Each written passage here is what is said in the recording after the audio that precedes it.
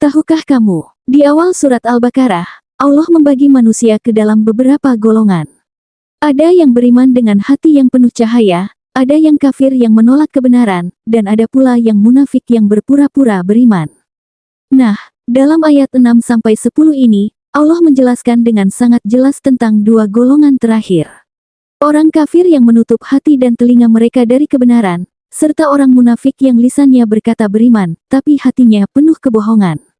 Ayat-ayat ini bukan sekadar cerita tentang orang zaman dahulu, tapi juga peringatan bagi kita semua agar tidak termasuk dalam golongan yang hatinya tertutup dan berpura-pura dalam beriman.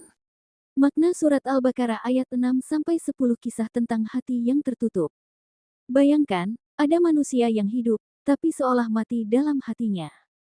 Kebenaran datang, peringatan dibacakan, tapi mereka tetap menolak. Allah berfirman, Bismillahirrahmanirrahim. Innalladzina kafaru sawa'un 'alaihim a'anzartahum am lam tunzirhum la yu'minun. Sesungguhnya orang-orang kafir, sama saja bagi mereka, engkau beri peringatan atau tidak, mereka tidak akan beriman. Mereka bukan tidak tahu kebenaran, tapi mereka memilih untuk menutup diri darinya. Lalu Allah melanjutkan, Khatamallahu 'ala qulubihim wa 'ala sam'ihim wa 'ala absarihim ghishawah wa lahum 'adzabun 'adzim. Allah telah mengunci hati dan pendengaran mereka, dan penglihatan mereka ditutup. Dan bagi mereka azab yang besar. Hati terkunci, telinga tidak mendengar, mata tidak lagi melihat cahaya.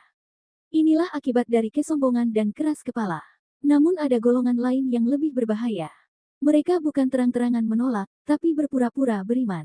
Allah berfirman, وَمِنَ النَّاسِ مَن يَقُولُ آمَنَّا بِاللَّهِ وَبِالْيَوْمِ الْآخِرِ وَمَا هُم بِمُؤْمِنِينَ.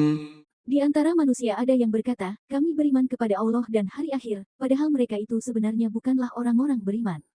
Mereka pandai berbicara, manis di lisan, tapi hatinya penuh dusta. يُخَادِعُونَ اللَّهَ وَالَّذِينَ آمَنُوا وَمَا يَخْدَعُونَ إِلَّا أَنفُسَهُمْ وَمَا يَشْعُرُونَ.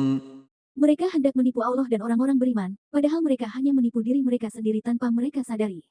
Mereka kira bisa menipu Allah. Padahal, yang mereka tipu hanyalah diri mereka sendiri.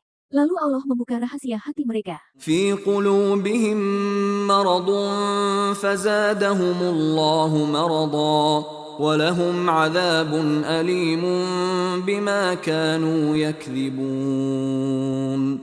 Dalam hati mereka ada penyakit, lalu Allah menambah penyakit itu.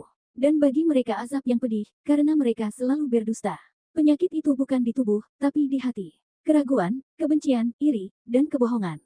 Dan karena mereka terus menolak kebenaran, Allah biarkan penyakit itu semakin parah. Sungguh, ayat-ayat ini adalah peringatan bahwa ada hati yang mati karena sombong, dan ada hati yang rusak karena kepura-puraan. Pelajaran dan renungan dari Al-Baqarah 6-10.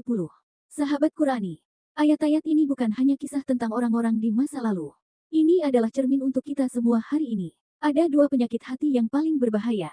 Pertama, keras kepala. Ketika kebenaran datang, nasihat diberikan, tapi hati menolak.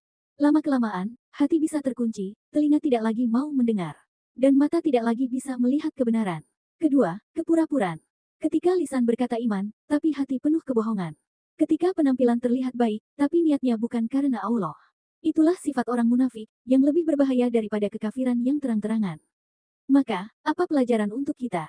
Jagalah hati kita agar tetap lembut. Dekatkan diri dengan zikir, sholat, membaca Quran, dan taubat. Karena hati adalah pintu turunnya hidayah. Jika hati bersih, cahaya iman akan mudah masuk. Tapi jika hati kotor, cahaya itu akan terhalang. Sahabat, mari kita renungkan. Apakah hati kita masih lembut menerima nasihat? Ataukah kita mulai keras kepala, bahkan berpura-pura dalam iman? Tuliskan renunganmu di kolom komentar, agar kita bisa saling mengingatkan dalam kebaikan. Jangan lupa like, share, dan subscribe, agar kita bisa terus melanjutkan perjalanan ini. Menggali makna demi makna, ayat demi ayat, hingga khatam seluruh Al-Quran, dari Al-Fatihah sampai Anas. Insya Allah, semoga setiap langkah kecil kita mendekat kepada Al-Quran, menjadi cahaya yang menerangi hidup kita di dunia, dan menjadi penyelamat kita di akhirat. Terima kasih.